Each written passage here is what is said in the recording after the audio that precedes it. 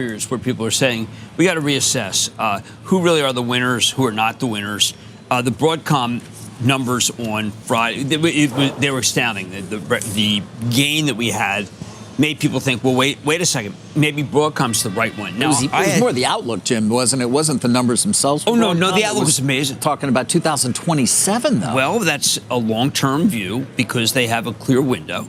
Matt Murphy last night on Mad Money, Marvell Tech, saying the same thing. I think that there is some confusion. If you ask Matt Murphy, which I did, about where does NVIDIA stand, he goes, look, NVIDIA's still the number one. It's just that there's room for everybody. They don't necessarily, Broadcom does not necessarily displace NVIDIA.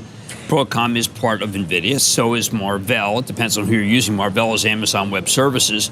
These big hyperscalers have decided, you know what, we want one GPU company, which is NVIDIA, and then we need to have custom silicon, which burns less hot and is cheaper. So there are three. They're not zero-sum. However, I think there are people who say, you know what, I got to get off this horse. It's going down.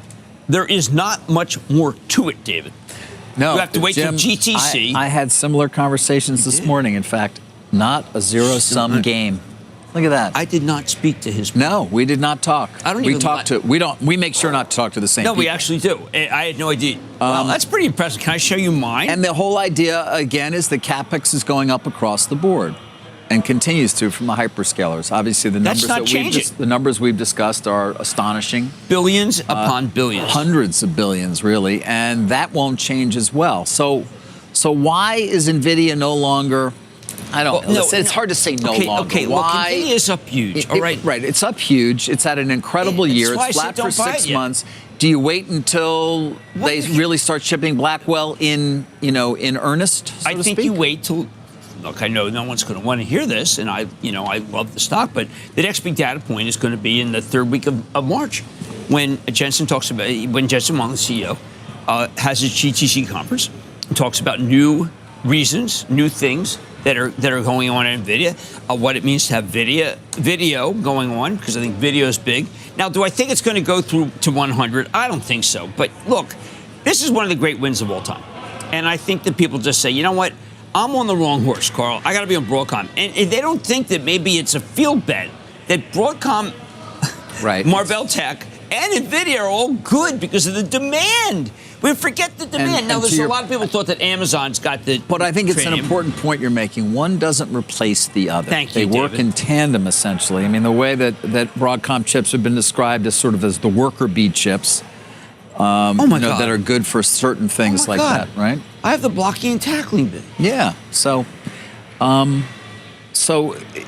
market, you may see this dispersion right now. Right. That chart is shocking when you look at NVIDIA versus Broadcom over the last 2 weeks. Right. In a rapidly evolving technological landscape, the emergence of artificial intelligence as a core pillar of modern innovation is undeniable. At the forefront of this seismic shift are two industry titans, Broadcom and Nvidia, who are capturing headlines with their exemplary progress in the AI market. These corporate behemoths are not mere participants in this adventurous race. They are its trailblazers. As the world watches with bated breath, captivated by the electrifying developments and soaring valuations, an intriguing twist of fate has cast these giants against each other in a gripping battle for the crown of top AI stock. Will Broadcom surge ahead as the ultimate victor? Or will NVIDIA continue its reign as the undisputed leader? Prepare for an insightful journey as we delve into the stories behind Broadcom's and NVIDIA's remarkable achievements, where each development promises to surpass the one before. Welcome back, everyone, to Investocracy. I think that, when Broadcom reported in Hawk 10, outlined the vision for custom silicon, that was a change statement in the market, appreciating how the world is led by and dominated by NVIDIA, but that there's also a rising tide here for custom silicon that will help the likes of Broadcom and Marvell as they support, in Broadcom's case, Google, Meta, TikTok, and in Marvell's case, Amazon and Microsoft. So, there's definitely different spots for the different kind of areas of silicon. But, at a very high level, as you think about NVIDIA going into their best product cycle in the history of the company with Blackwell, it's hard to not, think of them as the top outperformer for all of semis in 2025. Broadcom's entry into the AI realm isn't just a cautious dip, it's a full-fledged immersion. Their strategic focus on crafting application-specific integrated circuits, ASICs, targeted at tomorrow's data-driven world, has set the stage for their lofty ambitions. CEO Hock Tan has unveiled a vision that paints Broadcom as a crucial player, rooting itself into the foundational fabric of AI infrastructures. Partnering with very large clientele, who plan to deploy a staggering million-plus Broadcom chips by 2027, signifies a synergistic alliance with industry giants. Such collaboration is akin to a thrilling cinematic crossover where superhero titans from different universes unite for a grand mission. The partnership with OpenAI adds another dimension of intrigue to this narrative, promising groundbreaking advancements and unforeseen opportunities within AI applications. Broadcom's forecast for its AI revenues to skyrocket 220%, reaching $12.2 billion by 2024, is only a precursor to their broader objective, a commanding $60 billion to $90 billion claim in the market by 2027. With the backdrop of Goldman Sachs' projection of $1 trillion in AI infrastructure spending, Broadcom's aspirations are amplified to a thrilling crescendo. Their narrative is one of high stakes and dramatic potential, resonating with investors and technologists alike. But before going on with the video, are you into cryptocurrency? If so, check out our second channel, Investocracy Crypto. We bring you breaking news, expert analysis, and the latest trends in the fast-moving world of digital assets. Whether you're a seasoned crypto investor or just curious about the future of finance, we've got something for you. Click the link in the description to subscribe to Investocracy Crypto now. Don't miss out and stay ahead of the game. Now, let's get back to the video. But how do we know how long the cycle is and how many quarters we could see growth like this? How does it compare to other previous semiconductor cycles? Well, this cycle is unlike any other. I think most investors look back to the advent of the internet and how long kind of the internet infrastructure investment cycle played out. But this one's very different, right? Where the companies that are making the investments, predominantly the hyperscalers, they're generating meaningful free cash flow despite, spending hundreds of billions of dollars building out AI. And let's be clear, this is existential for these companies as they all try to get to AGI.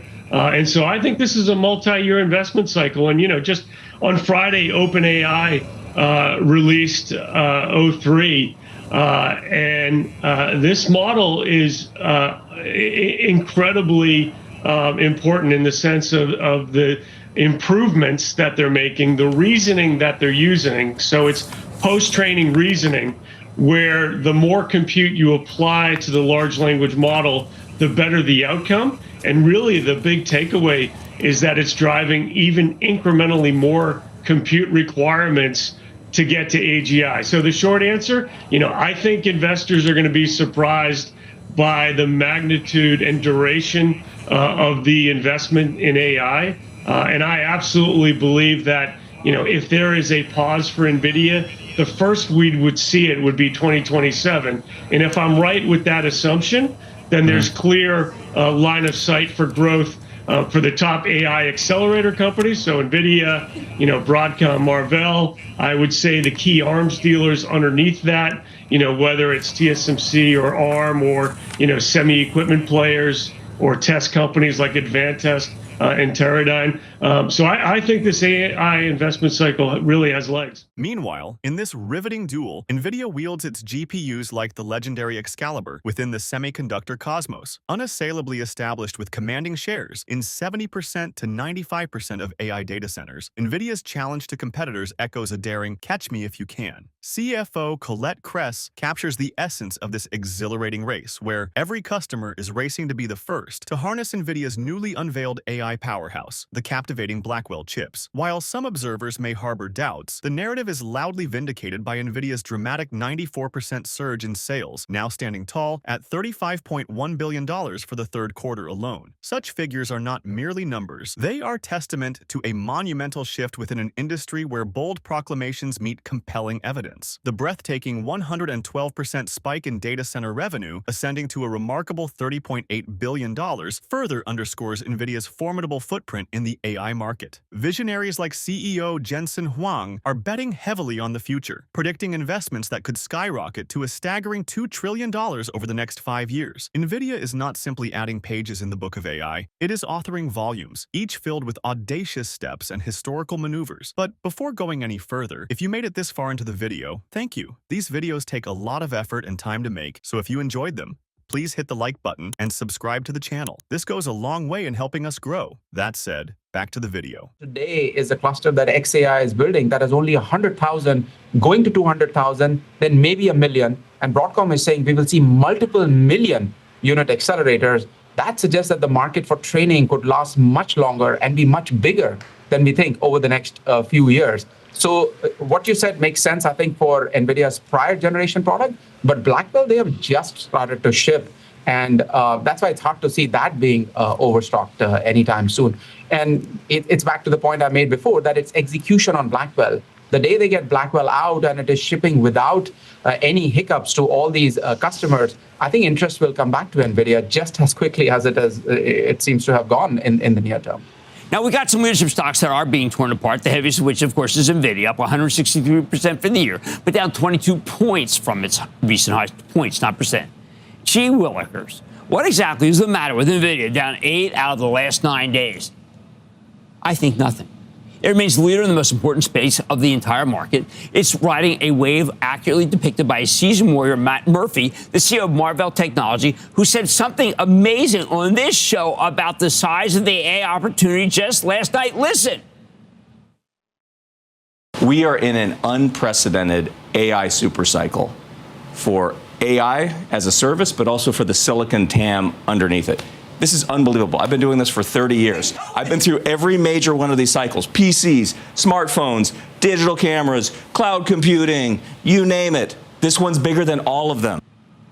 NVIDIA is not being dethroned by any competitor, even the companies that are trying to compete against it. As the epic confrontation between Broadcom and Nvidia unfolds, the narrative becomes increasingly complex and thrilling. Deciphering a clear victor is akin to choosing between masterpieces painted with the skill of Renaissance artists, each depicting a resplendent vision of AI's future. If insights must be drawn, NVIDIA might possess a slight tactical edge, its seasoned leadership in AI chips strengthened by a more favorable forward PE ratio of 30.3 compared to Broadcom's 35.3. However, the arena is not devoid of volatility, ever present, lurking like a skilled yet unpredictable dance partner, enticing investors with promising gains while cautioning them of possible fluctuations. This investment landscape resembles the feverish enthusiasm of historical gold rushes, where prospectors balance visions of fortune against the risks that accompany them. As you ponder where to position your investments in this high-stakes AI roulette, how do these developments resonate with your investment strategy? And finally, if you would like to know what companies like NVIDIA have been up to these past few days,